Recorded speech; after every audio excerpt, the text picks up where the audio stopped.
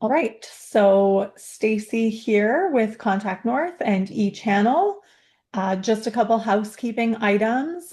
You are in webinar mode, so you, as participants, do not have access to your microphone or your webcam. If you do have any questions for Patrick as we go, and you want to verbally ask, or if you want to ask using ASL, please let us know in the chat and I will be able to enable your webcam and or your microphone. We will also be monitoring questions in the chat as we go, and we can ask those questions to Patrick on your behalf.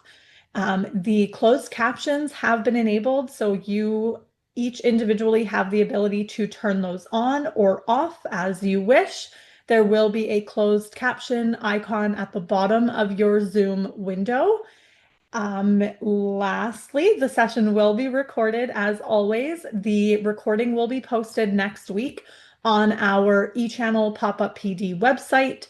The link to the recording and to the slide deck will go out to everyone who is here and those who registered for the webinar and couldn't make it next week once everything is posted. So with that being said, Heather, over to you. Thank you. Can you change the slide, please?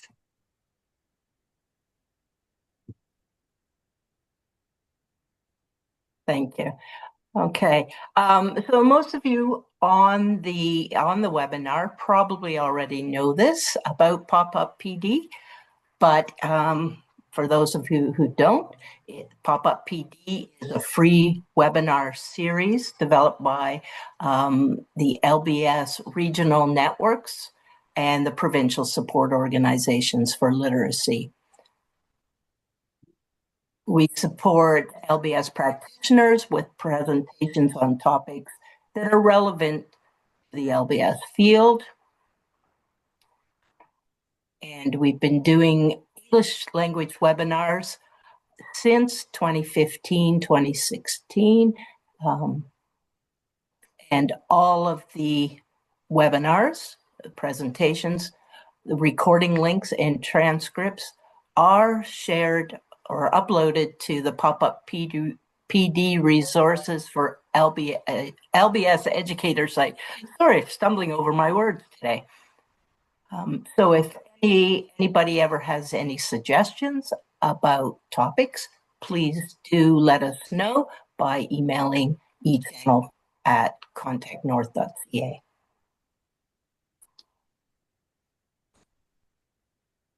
Next slide, please.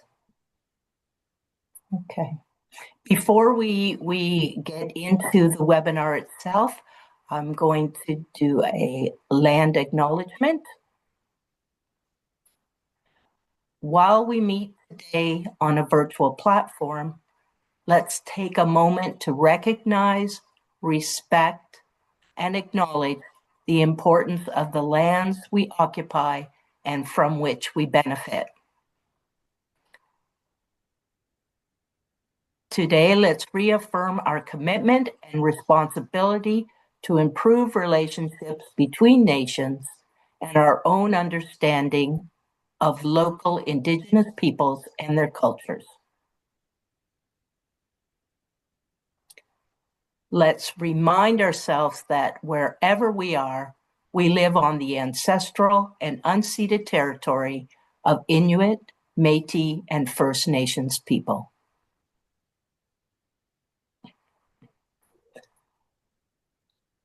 Okay, so today's presentation is being done by Patrick Cross.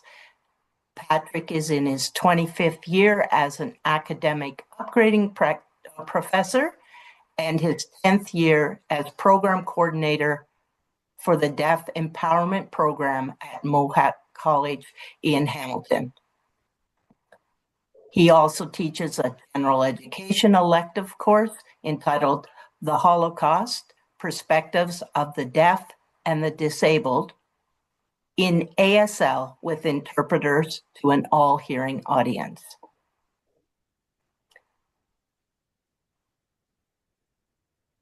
Patrick is a strong advocate for equity, diversity, and inclusion with a passion to ensure all people have an equal playing field to succeed with their goals. Patrick also moonlights as a tour guide for deaf groups with a Holocaust-themed tour starting in late October.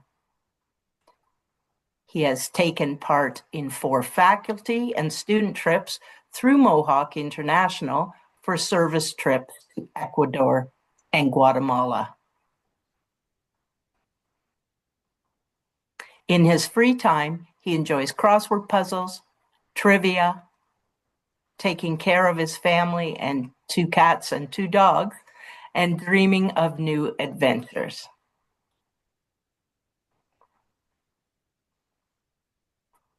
So I'm happy to turn the mic over to you now, Patrick. We look forward to hearing what you have to tell us about re-traumatization in the classroom. Thank you. Thank you, Heather.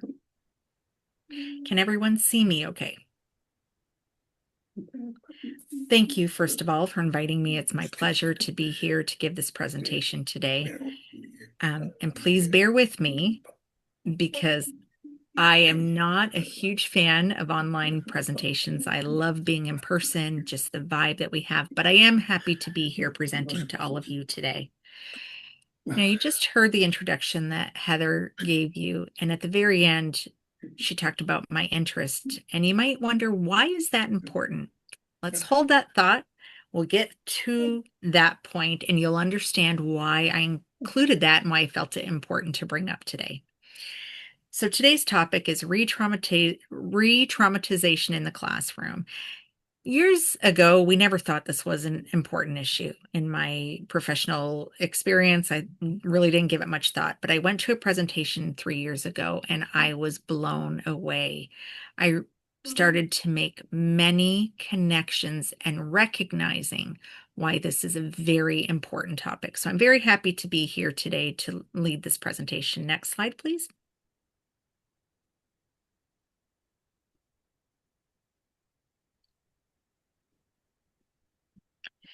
All right. So I'm going to throw out a question quickly. And if you can, give me just a 1-word response in the chat so I can get a sense of how you're feeling. Tell me how you're feeling. 1 word in the chat.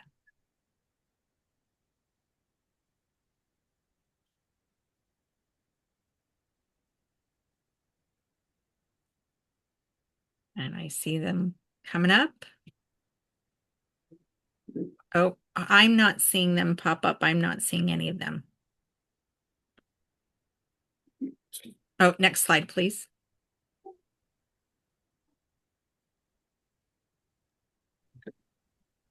Okay. Sorry, the interpreter made an error there. This is the question I want to ask you. How much trauma do you think is happening in the classroom or in your program? On a scale from 1 to 4, is there a little bit of trauma, some trauma, a lot of trauma, or everyone has trauma of some kind? Seeing lots of 3s, lots of 4s. Right. Seeing a lot of 3s and 4s in the chat. There's a couple of 2s and 1s. Yeah. Great. Okay. Thank you for your quick response and your engagement in the chat. I appreciate that. So now I want you to think about how your answers are going to guide the upcoming conversation. Next slide, please.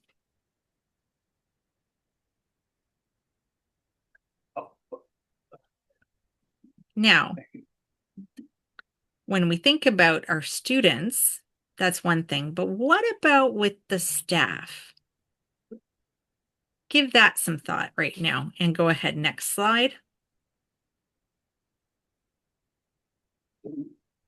Now, let's talk about why this is important question. I'm sure it's certainly important for deaf classrooms, but it may apply to many of your classrooms as well. Did you grow up in the same environment as your student? And whatever trauma your students have applies to you. So it's an important conversation to be mindful of.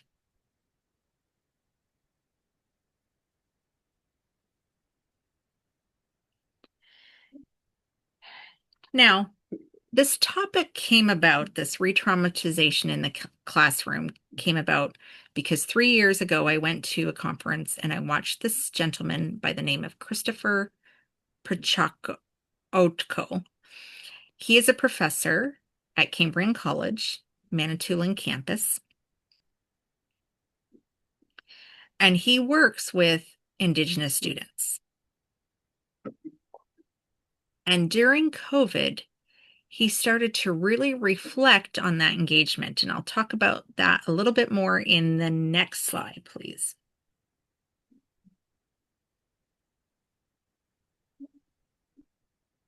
And why are we discussing this? Next slide.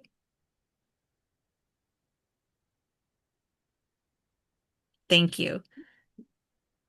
I think the simple answer is how to reduce trauma within the classroom. If we can reduce re-traumatization, students will have a more satisfying, more inclusive experience, and will stay engaged for a longer period of time in your program. Students who are experiencing re-traumatization will struggle with focusing in class, with being engaged, and being able to stay. And if they leave prior to completing things, it does reflect poorly on our programs. That's the simple answer. But the long answer is that Chris's observation and my observation, especially during COVID when people were staying home, they weren't in class, there was a lot more time to reflect. And Chris realized many things that he started to notice. He recognized that he brought his own trauma. And I want to add a little bit of a piece to this. Chris did give me permission to share his observations and this information in my instructions. So I'm very grateful to Chris for allowing me and giving me consent to share this information with you. He recognized that his trauma was carrying over, and he didn't realize how that was impacting the class, or alternatively, how the comments in the classroom were impacting him. But throughout COVID, he really had a time to really think about that, figure out what he was carrying and why, and noticing what his triggers were and where those triggers were coming from. Through that, he realized that everything he was reacting to and responding to was based on his prior experience, whether it was when he was growing up or some of the negative experience, and it was impacting him and influencing how he was today. And so in practicing at home, he learned how to control that. And through that experience, he developed this presentation. And it really, for me, I made a lot of connections. I previously trained with CMHA, Canadian Mental Health Association. I've done first aid on how to recognize trauma in other individuals. So that was helpful. But really, it was a question of how do I connect with what I'm seeing in the classroom? And it was really Chris's presentation that was instrumental in making that profound impact on me and being able to connect and understand why things were happening within my classroom and realizing these were their responses. Now, looking back throughout COVID, I'm sure many of you experienced the same thing where you started to feel overwhelmed by the news, the comments that were being made, people talking about death or people being sick, fear, controversial comments about should I be vaccinated, should I not be vaccinated. At that same time, Black Lives Matter really was spotlighted and highlighted, and we started to feel overwhelmed and an overload of information. And that affected our feelings. And so it was directly impacting us through that trauma And when we are impacted, we start to then project that onto other people. So we take on that trauma and then we project it onto other people. The evidence really does become concerning. Approximately 16 to 17 years ago, there was less visual trauma. People tend to be more silent about it and really repress those feelings and not show them externally. But today we are starting to see that people just show what they're feeling, and that information is very visible to us. And now more people are really crying out that they need supports, and we're shifting to provide support, to provide care, and we need to understand what the students need. Not only what the students need, though, but what are our needs as practitioners as well. We often ignore our own needs and look outwardly and focus more on the student needs. And that is something we need to address. Next slide, please. And one more, please. Okay. So just to warn everybody, I am not a medical expert. I am not a psychologist. I am just like most of the people in this room. I am trained as a practitioner. So the intention of this is to help you be more informed and more aware, and as opposed to just thinking it's a one size solution fits all. And I'm hoping that you will each learn something from this presentation that you can bring back to your program and maybe open that discussion and become more informed and identify what students need better, and also identify what we need as practitioners. Next slide.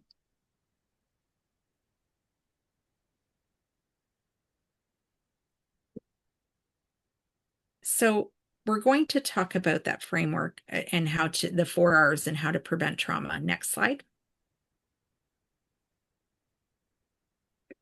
The first R is to realize.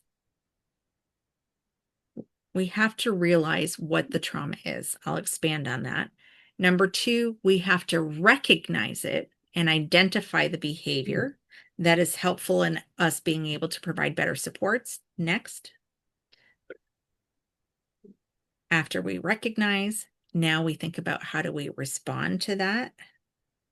And this is where I think often students feel unsure. They're not sure exactly how to respond.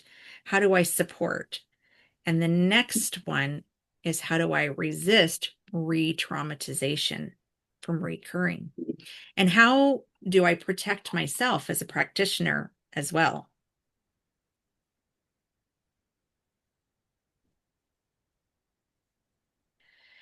Now, and realize there's two questions that we ask. What is the trauma? And is this recurring? Where are we seeing it? How many people have it? Those are the things, how common it is. These are the things we're going to look at now. Next slide. And you have to remember that when I ask questions like what is trauma, how common it is, our scale would be a little is 1, some is 2, a lot is 3, and 4, all of us. So like that earlier question I asked, that same thing. So most of us can have recognized there's lots of trauma out there. So what is trauma? There are two definitions, and they will pop up on the slide. Here's the first one. Trauma refers to the individual's response to adverse and overwhelming conditions or experiences. Could be fear, loss of sleep, emotional ability, and rather than the experience itself. They're more related to how they respond. That is trauma. And let me give you an example of that. My coworker and I, we both went through a really horrific experience about 10 years ago with our previous employer or supervisor. But our responses, the two of us, were vastly different to the exact same situation. what I will call an experience. For me, it was, yeah, okay, I can move on. I'll just figure out how to get past this and move forward. But my coworker went through very different emotional feelings, and it became very traumatic for them. So why did we each have a different response to the exact same experience, the same situation?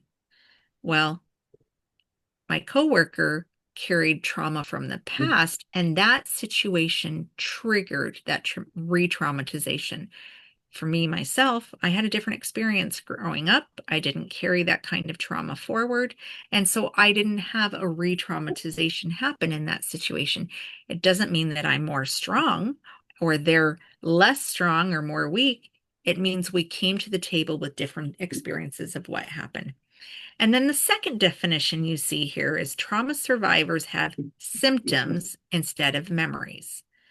So they block out the memory and they have symptoms. So they don't think, oh, I should respond that way. They don't typically do that. It typically is I bury my memories. But when a situation pops up, it really skews my thinking. It throws me off. It's not a reaction, a planned reaction of this is how I should respond. It's just a reaction. Next slide, please.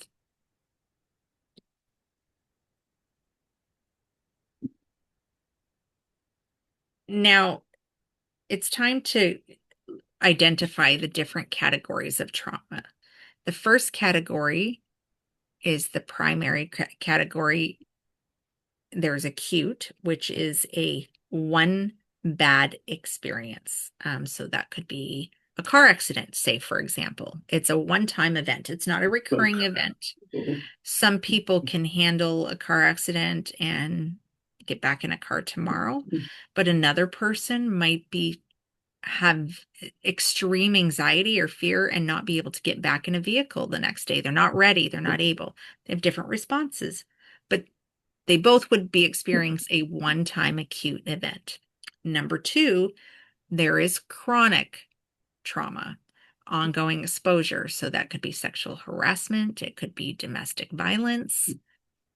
Those are examples of chronic trauma where it happens over and over and over again.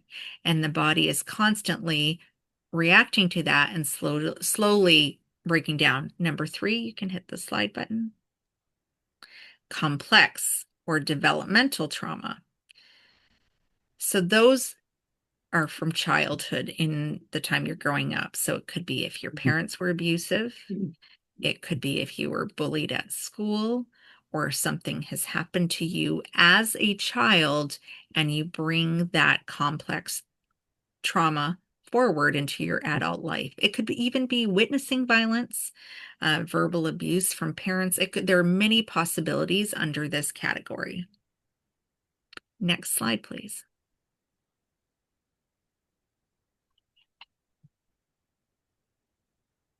Yeah, next slide. So this is very specific.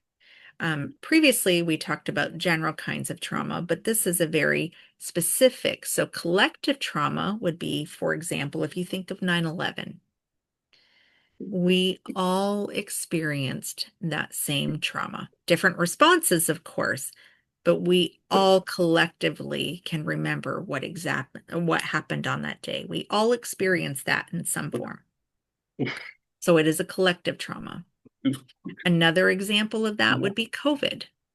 COVID is another example of collective trauma. Second type is structural trauma. So that could be racism against Black individuals, trauma against Indigenous people, trauma against deaf people. They all have very specific trauma that is specific to their group that other groups don't experience. Sometimes you see on the news, they talk about Black Lives Matter. Their trauma as Black individuals is unique. It's not something that white people experience. For Indigenous individuals, I think it was 2019, 2018, when they found all of those residential school burials, that was a trauma that we as white people did not experience. That was very unique and specific to that group. I'll give you another example. I've sometimes had Black people tell me, they feel a certain feeling when they see maybe a police officer. And that's because of the collective experience that their group has had, where they say, be very careful when you're around police officers, be very wary.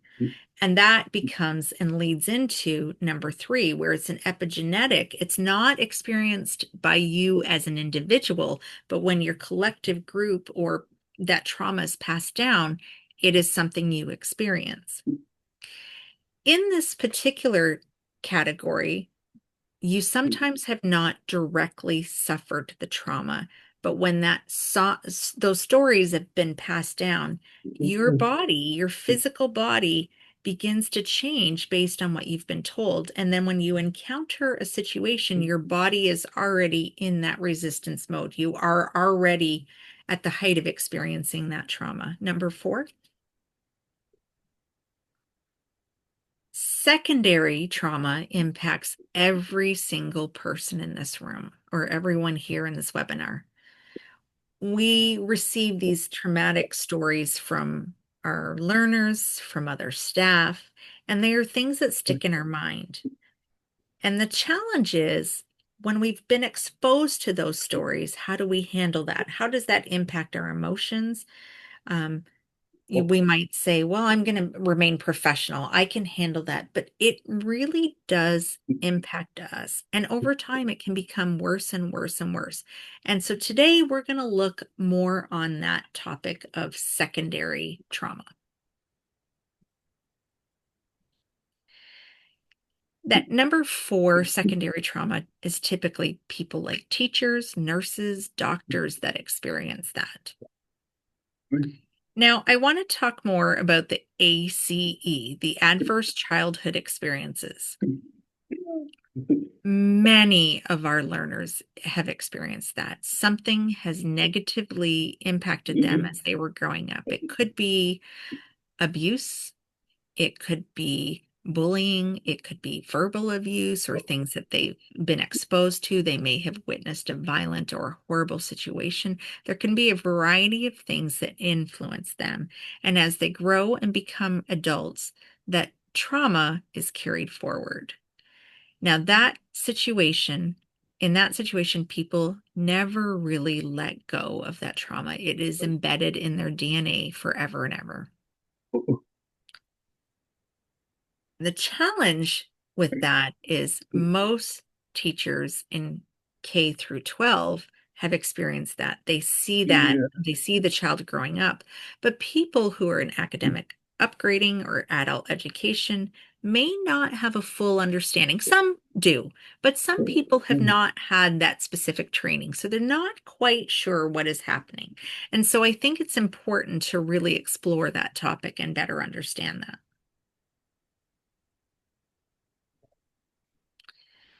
When the kids grow up and have trauma experience, it tends to weaken their adaptive thinking, because they learn to just kind of sit back and be quiet. They don't develop the skills to adapt to various situations. It impacts their planning. Many people who are victims don't think about how they should plan for an event or for their day at school. That planning is impacted by that adverse childhood experience. Self-regulation tends to be a problem because many people experience that trauma growing up will shift into other escape methods, whether that's through drugs, alcohol, or another means. And that escape, when they escape, that means they have lost control. Their ability to control is significantly impacted. It also impacts their ability to retain and remember things. So because of all the trauma, their memory is impacted. It also tends to impact time management skills. If you could hit the slide button again, please. When that trauma is carried forward, most kids or teenagers start to develop these four responses: fight, flight, freeze, or fawn. Fawn is where they kind of really just avoid the problem.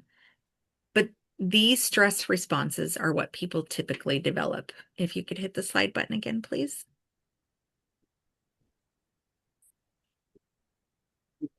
And so often with many kids, they grow up and many times they don't know how to engage or they feel afraid to express themselves. And if you haven't expressed yourself growing up, you've buried that trauma, you've suppressed that trauma, and you carry that into adulthood. And as you as you engage in adulthood, you start to understand the world around you. And then it becomes very, very impactful, and you have many more strong reactions.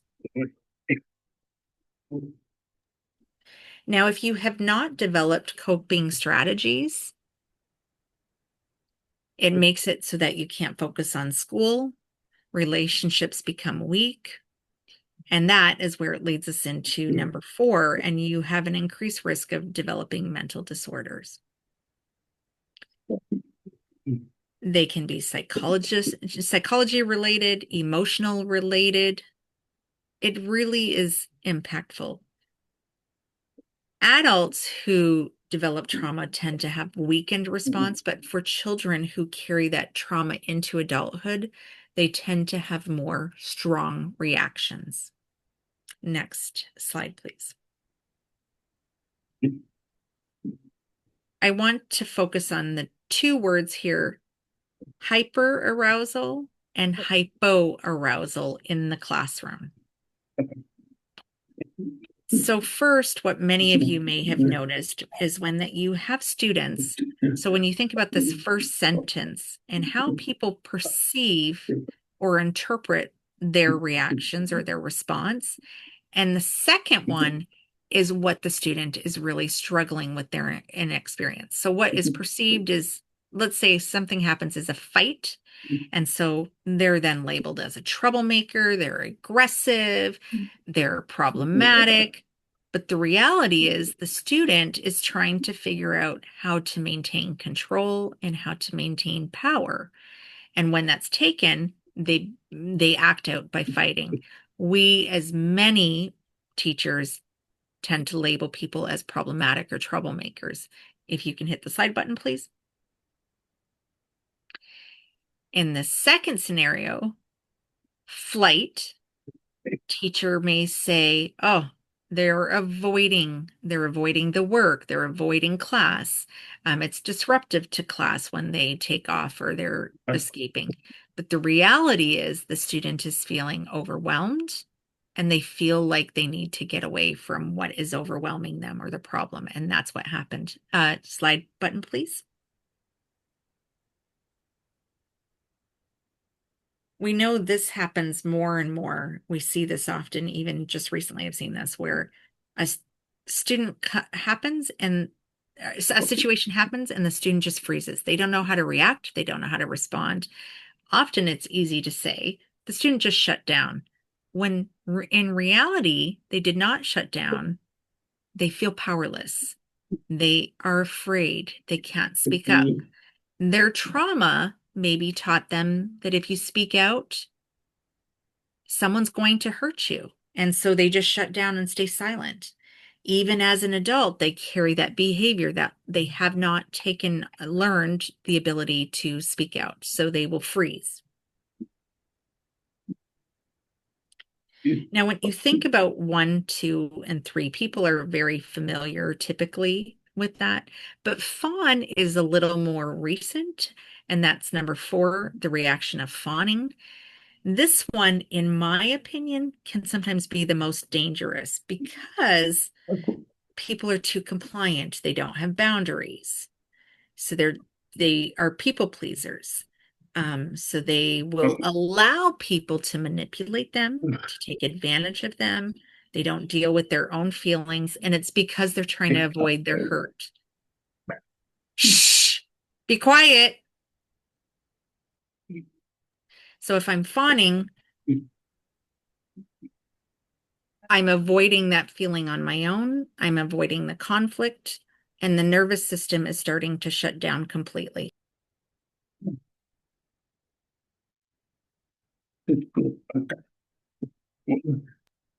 It's important for us to recognize that most students develop strategies on how to block things out. So sometimes when a student joins our program, we look and say, they're okay, nothing's wrong, they're fine. But they have developed the ability to really mask what they are going through. They're able to mask that behavior.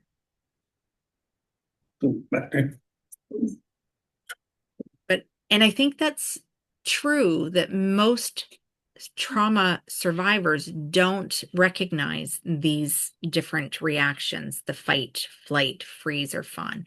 But it's us as the people on the outside that recognize and see those behaviors. Next slide, please.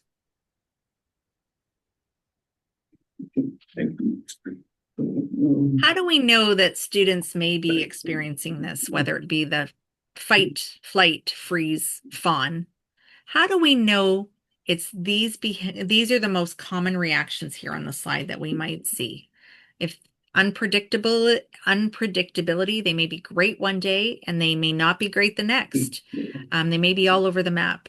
You may notice that they're struggling and feel a loss of control, that they can't focus in the class. And in the third one here, rejection or disapproval, a learner might feel just by the slightest piece of feedback, they might feel rejected or that you disapprove, even though it's very minuscule, but for them, it has significant impact and it is a big issue.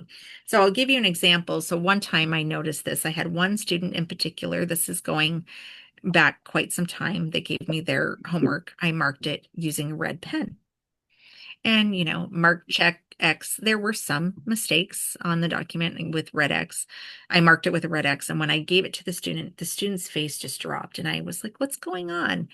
And what was interesting was that student had trauma of receiving papers back with lots of red marks, and it made them think about blood. It drew them to a trauma that they had experienced. So it was just these red marks on the paper, but it drew out trauma for them. For me, I was like, oh, that's typical. We take a red marker, we mark the paper, no big deal. But for them, it was really impactful. They felt disapproved. And I was like, no, no, no, no, it's nothing like that. But again, it's how they read and interpreted that. They could be lonely. Their life could go through sudden upheaval. They could go through sudden changes or transitions.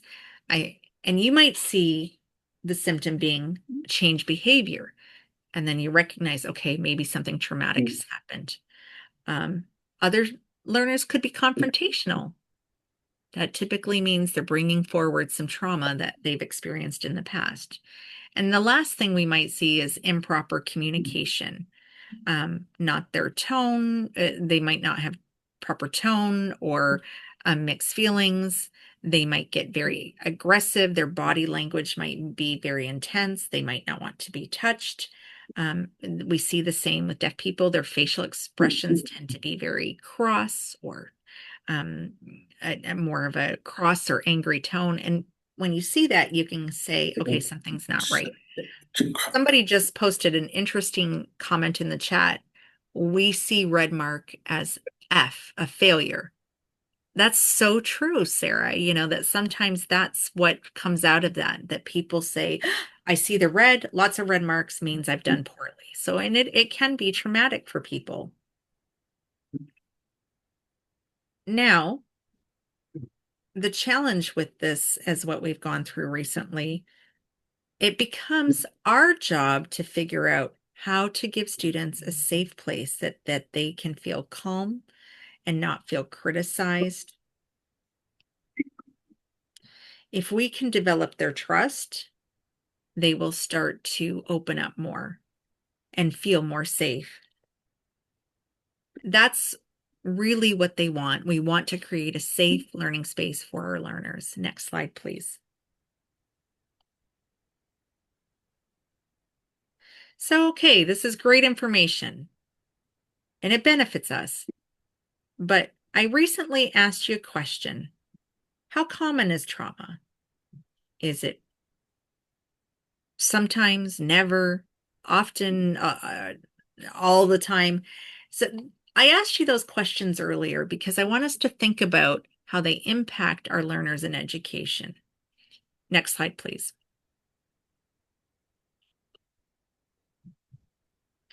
Let me share some statistics with you. Stats Canada, and this is from 2022,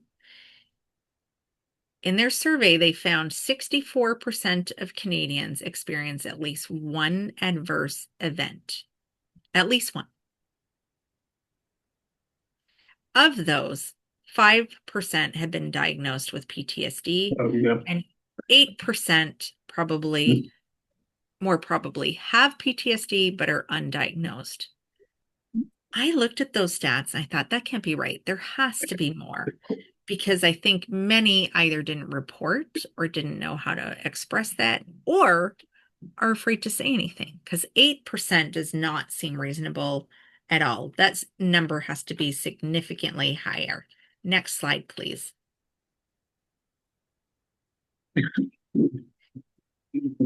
50 to 65% of Canadians say they had at least one adverse childhood experience before age 18. That's Public Health Ontario literature published in 2020. Next slide, please. Young adults aged 18 to 24 have trauma at disproportionately high rates compared to the general population. And this obviously impacts all of us who are teaching this particular age group. Or when they first join our program, there are of that age. So there's a high number of learners who have had trauma or experiences, and we can take that knowledge back into the classroom.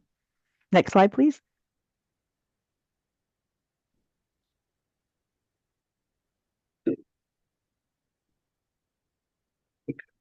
So if you look at this next point, higher income, higher education seems to have a direct impact on the amount of trauma and the percentage of experience of trauma that people are experiencing. So risk of experiencing traumatic events increases as income, achievement, employment status decrease. This isn't, of course, always and a definitive thing, but this is just a attendant. Oh, there's a comment in the chat. Sarah mentioned that people perhaps don't realize when that trauma is particularly happening at the moment. Sure, they can feel it perhaps in their body or they're having an emotional impact or response, but they're not actually identifying it as trauma. They're just going about their business, acknowledging those feelings. But I would agree with you, Sarah, saying that that could become a challenge for us as teachers. Like, how do we know what students are just masking their trauma and they seem okay and they seem happy and content, and which ones are actually experiencing trauma and they're just masking those feelings? Next slide, please.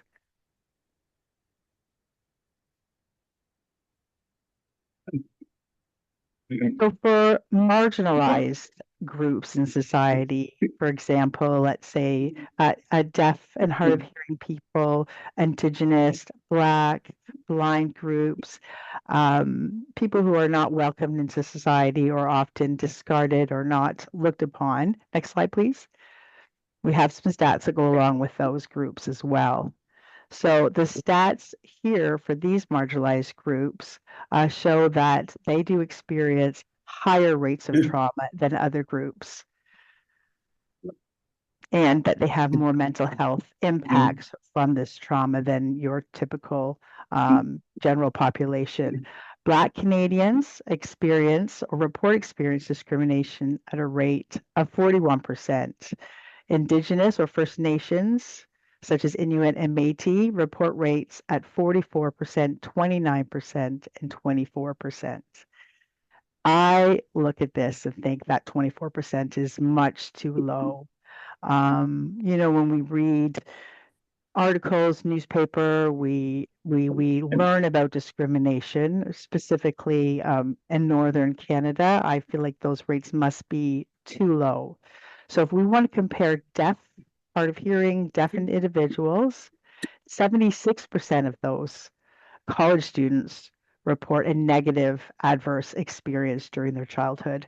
And many of them do bring those traumas forward into college, university, and into academic upgrading programs. Next slide, please.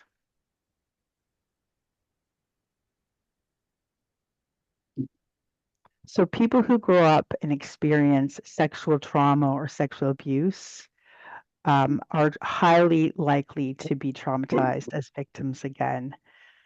So when that particular individual grows up, those issues don't go away. They bring them into adolescence, they bring them into young adulthood, they bring them into adulthood. And we'll have a further, more fulsome discussion on how to deal with that in a few minutes. Next slide, please. So all of that being said, once we recognize trauma, the percentages that it happens in particular groups, we have to ask ourselves, how does that impact you as practitioners teaching these students? What's the educational impact of this? Next slide, please. So I've got more stats, but these are particularly related to post-secondary university and college students. Many students in these settings, when they come to campus, start the first days, are carrying their trauma from their past. Perhaps they're first-generation students, perhaps they're new immigrants or newcomers to Canada. Some students have been involved in the different as veterans, and they have those own unique traumas as well. Next slide. 14% of college and university students do report having been sexually assaulted. That stat was from Stats Canada for 2020. Female students who have a high history of sexual trauma are also most likely to have that experience repeated again in educational settings. Next slide. In the previous slide, we talked about Indigenous groups. There was the 40%, 29%, 20, and I thought that seemed like was a little bit low. But here, this slide and this stat shows that yes, it is 80% of Indigenous university students in Canada have experienced some sort of racial discrimination during their lives. And a high percent of them, 67%, had been victimized on more than one occasion. So when our students arrive into our programs or onto our campus, they are bringing some of that history, some of those traumas with them to their studies. Next slide. And one more stat for you here. There's been other research, as you can see, some of where I've cited here, where some of this information has come from, that are saying that this is really just a basic low number, and that most rates of trauma are likely higher in all areas. You know, we have other disorders like ADHD, autism that, you know, aren't just one sort of disorder. There's other things that are combined with them or maybe masked as other things and then are being diagnosed as those people have ADHD because they are exhibiting some of these trauma-based behaviors. Is it just ADHD or is there a reason behind to why they're behaving that way? And is there some other things that are being hidden that we can't see? So we'll never know, but we can for sure think that these numbers of trauma rates are likely higher than that they are being reported. Next slide, please.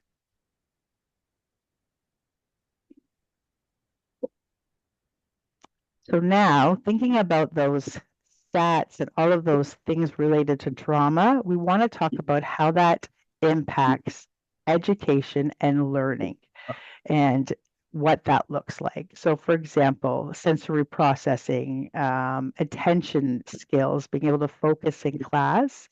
Those are some of the things that I'm noticing with my students that are bringing from their past trauma. So they are not able to focus. They're not able to pay attention. Their capacity for paying attention is limited. If you also want to look at memory, which is an important skill for our learners, I think that it looks like perhaps they have a bad memory, but their memory has been impacted by some of these traumas that they've experienced. Now, how to solve some of these problems? I don't think if they haven't been solved from when they were younger, they are going to be bringing those into our classroom. Next. Other ways that this appears in our classroom are interaction skills. Many of our students have trust issues, don't know how to develop good trusting relationships, which then impacts communication and collaboration.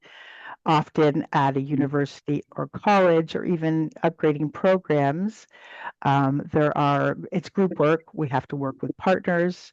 If there is one of those students who has had some traumatic experiences, perhaps working in a group or working with another student could be very problematic. It could be a scary situation for them, and their abilities to work in that situation would go down as well. Those types of skills that really benefit, emotional intelligence, listening skills, all of those things are their capacity have diminished because of this. Next, relationships are impacted by people who have experienced trauma. Often they have bad relationships. They have not been able to develop positive, healthy relationships over the course of their childhood and youth. So dating could be affected, the relationship they have with you as a practitioner or even other students could be impacted. Next, please.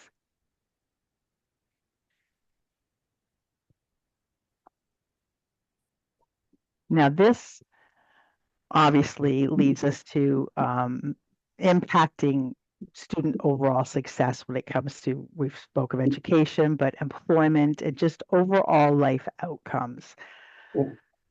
People who have had high risks and high experience of trauma are often underemployed and just aren't able to reach the goals that they may have set for themselves. And it can be a very big impact on their life. And it, in fact, is almost like a domino effect that starts, from when they were very young. Next. So now we've really talked about realizing that first R of the four R's, realizing that our students may have trauma more than we originally expected or thought. Secondly, now it is how do we recognize that in our students? Most of you, I would say, probably have at least, some students in your programs that have experienced trauma. So before we delve into realizing or recognizing, I want to give you a case study from our academic programming. Our students typically come from the Milton School for the Deaf, and it's the provincial deaf school that's located in Milton. They graduate, but then they transition into our program.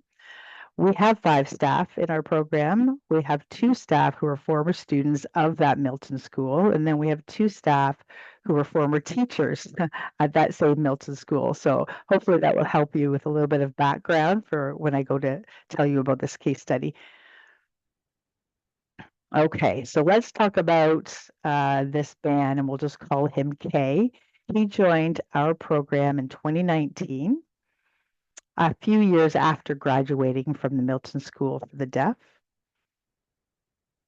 After joining our program, it was very easy to recognize that he was not motivated to be in class. He sort of, didn't complete his homework, had lots of excuses, and just didn't do his work. And trying to get to the bottom of this, realizing that his focus and attention was not where it needed to be. So I would ask him some questions, and he would often bring up these negative experiences from his high school.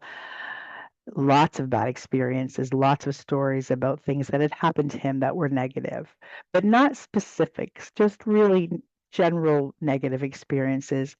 And unfortunately, after 2 years of being in our program, he left with very little academic success, didn't really develop and learn much. Next slide, please. So as I spoke about 3 years ago, attending Chris's presentation at that seminar, it started to sort of make some connections for me, thinking about that student, again, calling him Kay, and the situation that I had with him. That presentation was excellent information, but when I went back to my class, I contacted that student, Kay, and asked him if it would be okay if I asked him a question about, what it was like, what his experience was like in the classroom. And I asked him if it was other students that were interfering with his ability to learn. And he said, no, it wasn't them. And then we spoke about the two teachers that used to teach at Milton. And he said that he had flashbacks of when he was in school that were triggered from those two teachers. Those two teachers, I'm not saying did anything wrong, but it was just something that was triggering for Kay and impacted his ability to focus and be successful in school. So that was triggering for him. And that was the start of my understanding of to where some trauma comes from and what it looks like and how it's presented in the classroom. Next slide, please. I do have a success story, a good ending, after much discussions with Kay and helping him realize what was going on as well. He's back in our program and making much stronger success. He understands that those two teachers are good teachers. They haven't done anything wrong. And it's time to take back his power and acknowledge what happened to him at that school, not to blame himself in any way, but to just acknowledge it and become more at peace with what happened and be able to now he's be able to successfully focus on his studies more. And so that's just a good example of what can happen when trauma presents itself in the classroom. Next slide, please. So now, how do we identify trauma? There's one particular way students do not attend, so they have low attendance coming to class, or they show up once in a while, and when they do miss, they have all kinds of excuses. The dog ate my homework, my car broke down, all kinds of those things. So that's an impact, and that's one that you can recognize. Next, please. We've already discussed this, and I would say it was the number one way of identifying that someone's experiencing trauma is the difficulty focusing. Their brain is not attending to what we're teaching, it's on something else entirely. Do you mind clicking ahead a few? I'd like to see everything we have on the screen, please. Sorry about that. Thanks. Okay, so if you take a look at these symptoms of trauma here, difficulty with memory, difficulty with emotional regulation, fear.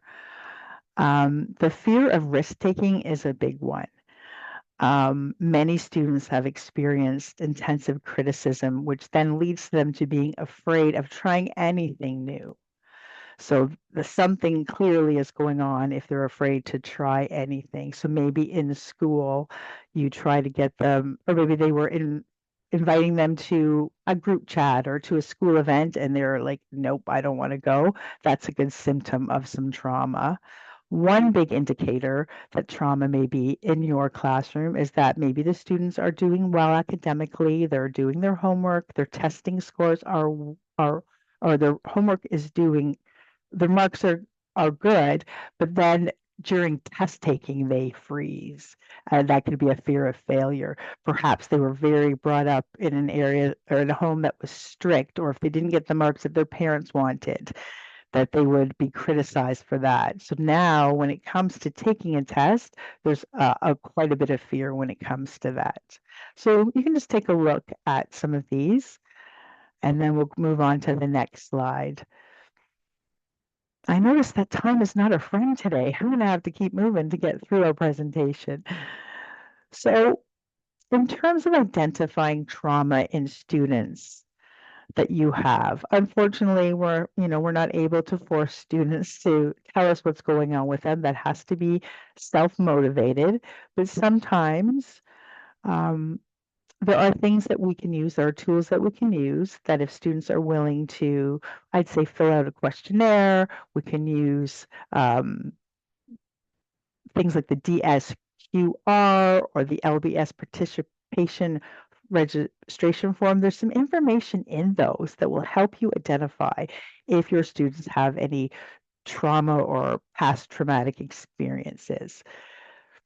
Here at Mohawk College, we have what's called a suitability and referral form that we use at the time of assessment, and it has some interesting information too. And we ask, is there anything that you want to share, anything that perhaps maybe impact your learning? And it's not, them forcing them to answer this question or share, but it's an opportunity for them to share if they want to. Unfortunately, many students they're not aware of their own trauma. They don't know it, they don't recognize it, they haven't realized it. And that's an issue for many, many of them, how we can identify it if they themselves can't. So the best solution for this is on the next slide, please.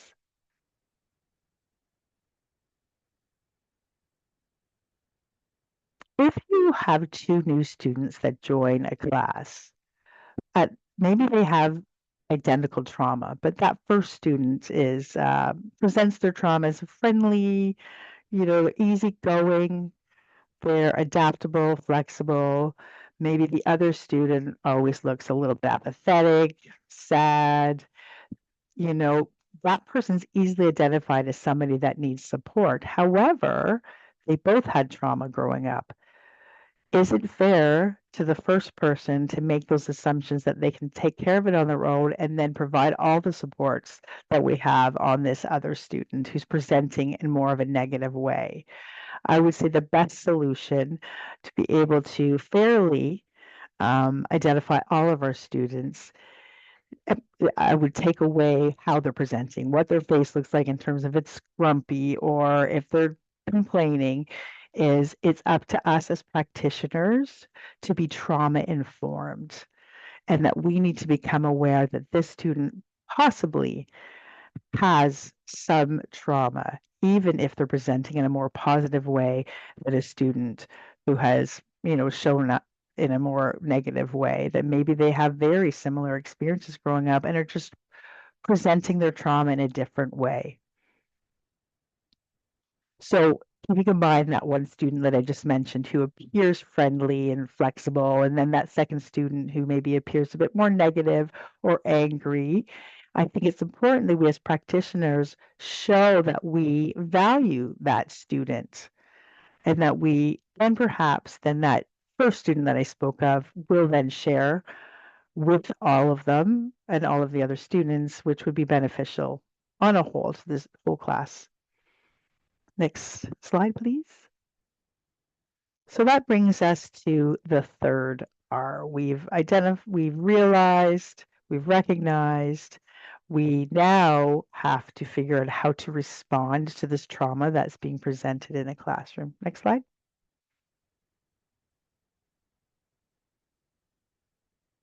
So the number one takeaway for this is to provide a safe space for your students. Imagine if you're building a house, but the foundation is weak. What's going to happen to that house? One day it's going to wiggle and fall and break down. And we have to make sure that we're providing a strong foundation for our students so that later in life they're able to manage anything that comes their way, negative or positive. Number two, value of a trauma-informed educational approach is trustworthiness and transparency. We need to portray and model this to our students, that we're willing to discuss their issues with them rather than being in a negative, sort of oppressive force in the classroom. Number three, peer support can be a very valued commodity in the classroom. It's important that we encourage our students to have open discussions. We want them to feel safe. We want them to all feel valued. Number four, collaboration, meaning what in the classroom? Um, Sure, we've empowered our students now. We want our students to work together. We want our students to feel that they're all equal in the classroom, that they all have the same amount of recognition and value, which will then lead to some open dialogue. Number five, we want our students to feel that they have voice, choice, and some empowerment instead of, a teacher or a practitioner just being up there lecturing the LDS values at them, at them, at them. We want to give our students an opportunity for them to, I don't know, give their opinion, ask them some open-ended questions. If they're asked those questions, if they're shown that their opinion is valued, they will feel valued, and that will lead to more higher self-esteem. And six, we want to make sure that we have cultural, historical, and gender issues included in our classroom. If a student feels that a teacher is not understanding of their background, of their culture, where's their motivation to learn? They may feel like, oh, and here we are again. I'm at another program. I'm experiencing the same thing from a teacher who doesn't get me. So we want to show that we understand our students' experience and show them that, which will then lead to a good relationship, mutual trust, and understanding.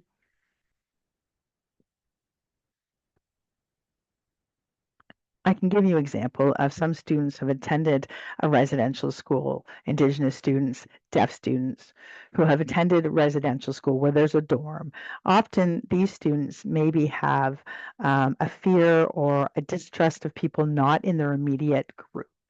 So maybe just they've never, maybe Canadians don't experience or understand an Indigenous way of life. Indigenous students may also then not be as trustworthy of Canadians who aren't part of their inner circle. After they develop some relationships, the mutual trust, and we provide a trauma safe classroom, which is our goal, then those issues could perhaps be alleviated. Next slide, please. So now we're at number 4 of the 4 R's. And that's how we can prevent re-traumatization, how we can prevent re-traumatizing our learners. Next slide.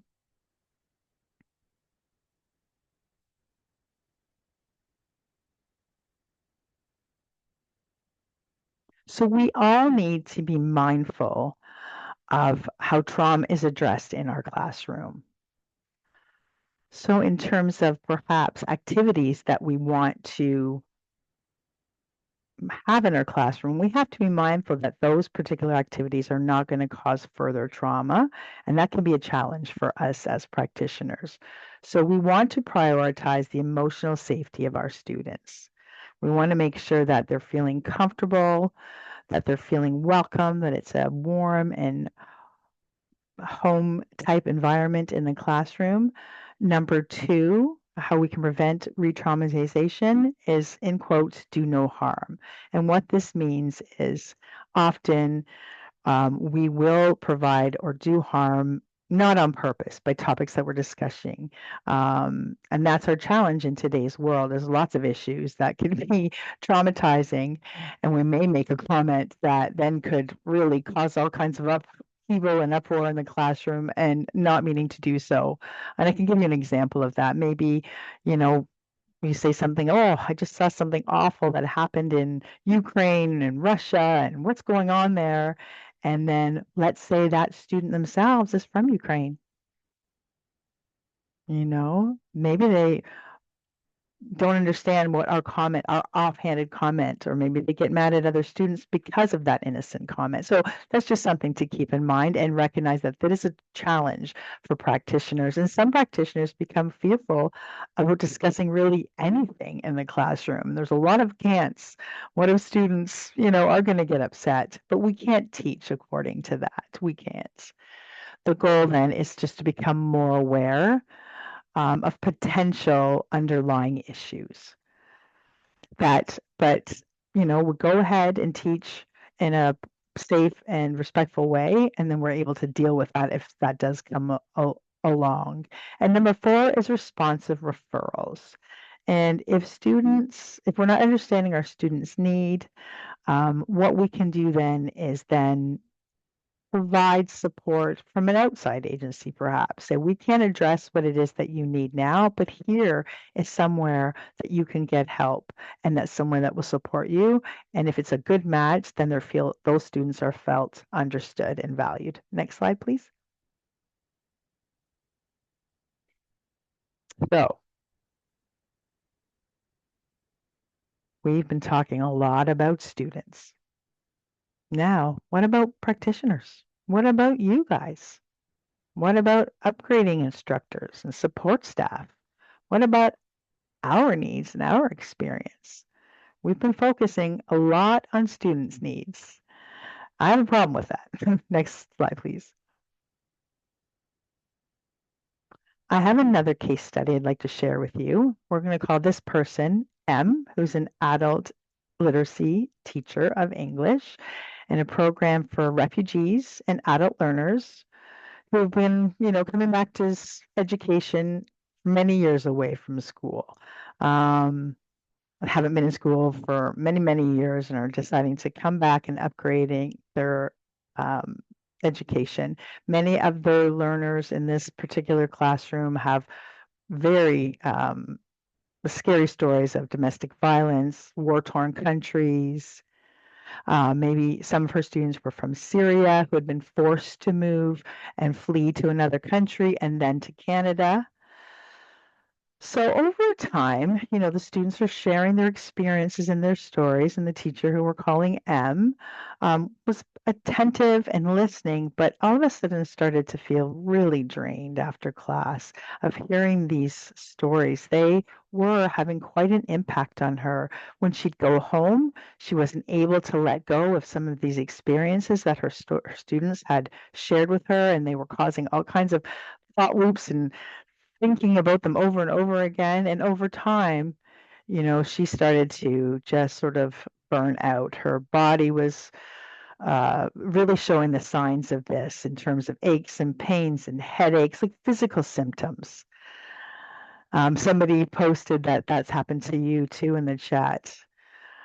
Unfortunately, I think most of us, this has happened to, but we don't realize. We just say, we're fine, we can handle it. And then at home, we're having these thoughts over and over again. That is vicarious trauma. That is trauma that we are experiencing from listening to our students and their stories and experiences. Next slide, please.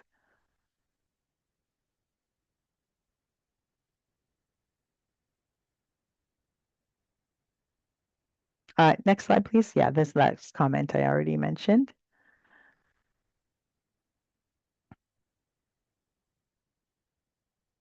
So this is something I think we all need to be aware of. I would say that most of us carry our own traumas.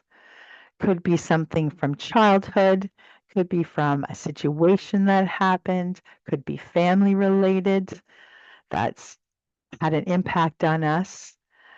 And we need to make sure that those negative traumas are not influencing us at our work, and be mindful of our own trauma, and that we're not bringing that into work and causing re-traumatization.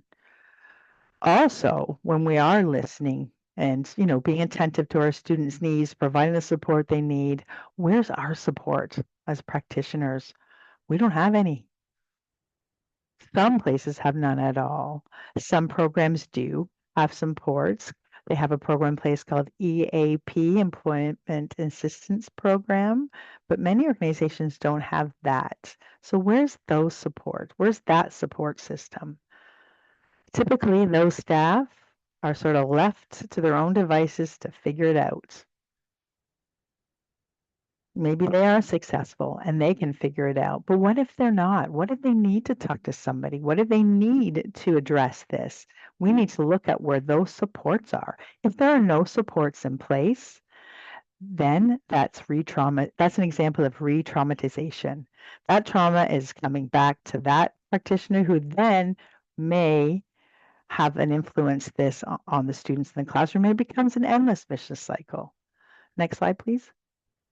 I know I have to wrap up soon. Time is flying, I'm telling you.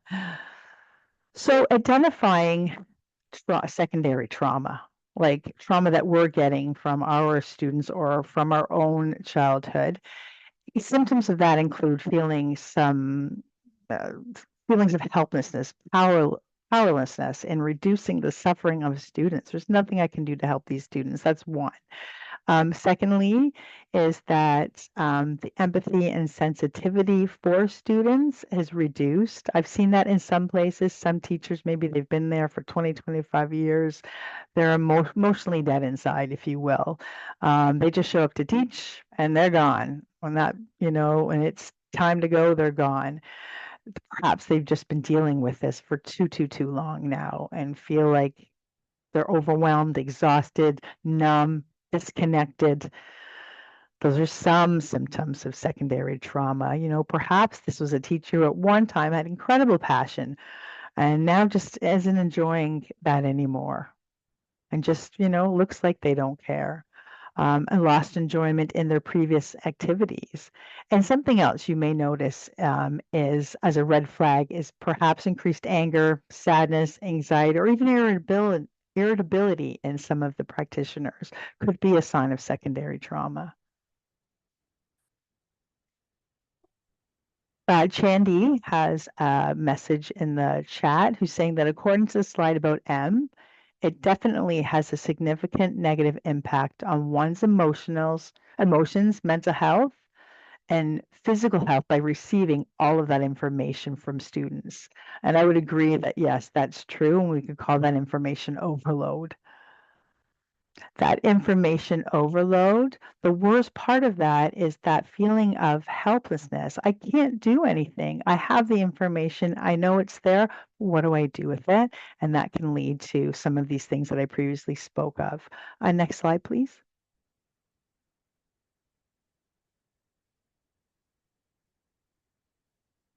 So here are more symptoms of secondary trauma. Um, if I'm experiencing a lot of trauma or a lot of information from my students, it can be hard for me to concentrate and make the decisions I need to, or make those appropriate referrals. And that can, all of these symptoms can impact your practitioners at a physical level too. Maybe they're feeling headaches, migraines, upset stomach, those types of things. And when that happens, it can also increase conflict in personal relationships if you're bringing that home. Then where do we go from there? We then don't take care of ourselves, right? We become less interested in personal care, self-care. We're not, showering and taking care of ourselves the way that we used to. And then that can lead to emotional withdrawal, emotional isolation.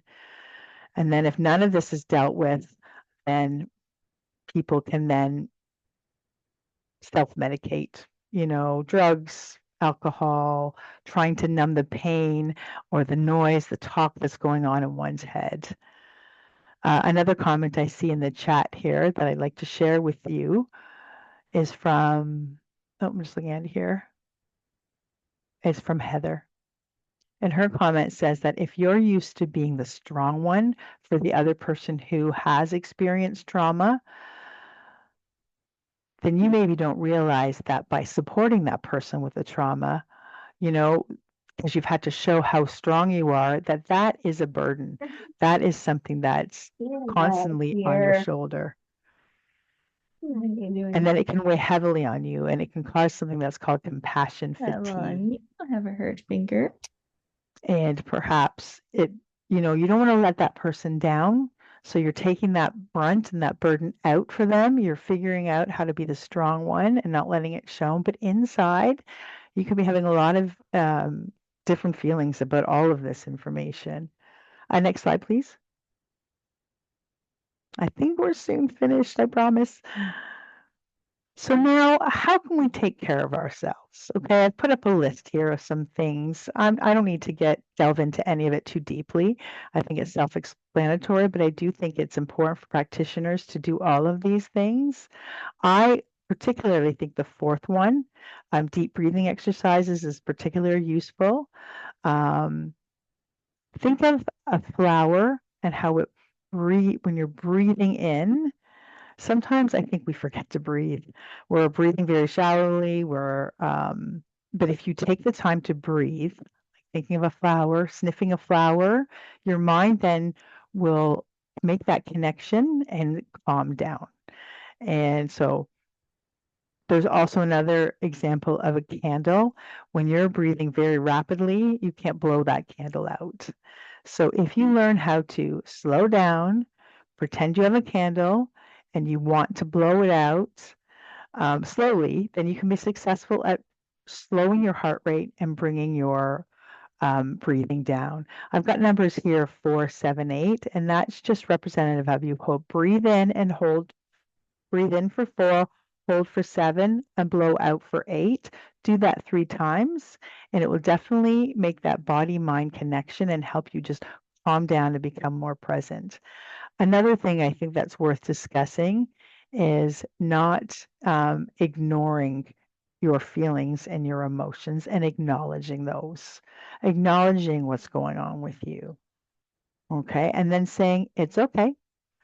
And then perhaps, finding someone that you can talk to, that you can tell that perhaps some of your students are triggering your own trauma, and having someone that you can have a place where you can go that's safe, that you can let out what it is that you need to let out. Some people I know who feel completely overwhelmed can be from the media. We are bombarded with information, social media, the news, and it's often negative, right? We have a crazy world today, and sometimes you need to just let go of it, right? Tune it out. For example, for me, I don't have Facebook. I don't use Twitter. I learned a long time ago that that was something I didn't need, and that would cause me, some anguish and some negative emotions. So if you are feeling overwhelmed, my best suggestion is to take a break when you feel good and get back at it. Next slide, please. So, in summary, we're going to make it on time, I swear. I explained to you the 4 R's of a trauma-informed approach: realize, recognize, respond, and prevent re-traumatization. If you can practice that in your classroom, I think that would be very beneficial. Having an understanding of your students, and know that when they first show up, that automatic trust is not there. That's going to take some time to develop, and we need to be patient. Let them work through what they need to work through, make sure they're comfortable, and over time, students will share with you. They will develop that trust with you, and you can model that for them. If a student does tell you something about a traumatic event that's happened to them, normalize their feelings. We don't want to have a shocked look on our face. We want them to know that that's okay. Sometimes we need to ask our students questions, and something's going on with them, you can say, what can I do to provide support to you? Right? Have that open discussion with them. Another challenge for us as practitioners is that some students who have grown up and have ingrained behavior that's just in their DNA. Those habits are hard to break. Those are patterns and habits of they've developed behaviors that are ingrained, and they've helped those students survive and get where they are. So I think that it's important that students understand that they do have expectations of policy in your programs, definitely. Sometimes they may say, I have all of these things going on, but it's important that they still follow the expectations that you have in the classroom as well. Next slide, please. Ready? Oh, look at that. Thank you. Again, I want to thank Chris for that wonderful information that really resonated with me 3 years ago and opened the doors and started the thoughts percolating for this presentation. Thank you today for your very insightful comments in the chat. I really appreciated that engagement. If things happen, oh, I'm noticing actually some more comments in the chat. So I'm going to take a second to look at those.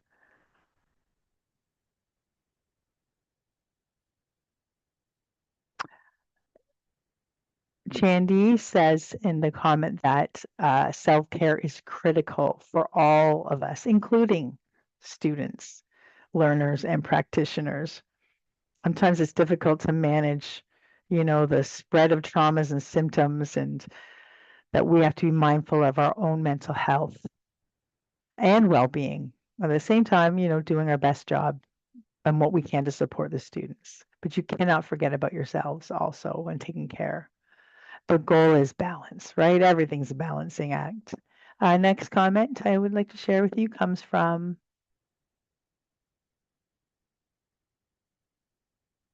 I think it's from Bashita, who says, what if someone has suffered really significant trauma in the past and maybe also shows some, narcissistic traits or is harmful, twist the truth and is just a negative force in the classroom?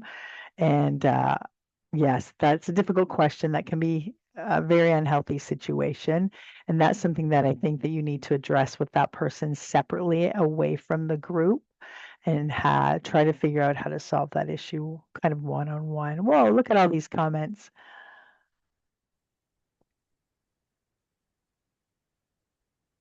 Oh, and I see the last thing, Stacy has asked that if you would all please don't mind to fill out the quick survey. It just takes 2 minutes. That's very helpful for them. I want to thank everyone for your time. I appreciate it.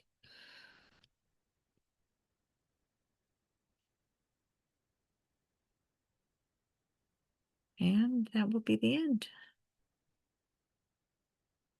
And I'm not sure if anybody wraps it up or closes from here. And I see that Heather has commented in the chat. Thank you to the ASL interpreters as well. Yes, I agree. Both Becky and Kim, I want to thank both of them for your time today and your work interpreting. Hopefully my information was clear. Thank you everyone for your time, and I will end it here. Yeah, thank you very much for everybody for attending, and for Patrick for that great presentation. I don't think I'm going to be looking at learners the same way moving forward, or even looking at my own experiences either. And thank you again, the ASL interpreters. You did a great job. Probably we had you doing a little more work than you have done in other presentations, and it's certainly appreciated. So thanks, everybody. Please fill in the surveys, and if you're able, join us for our next pop-up PD, which is on November 20th, I believe, supporting learners who have learning challenges. So thank you again for attending.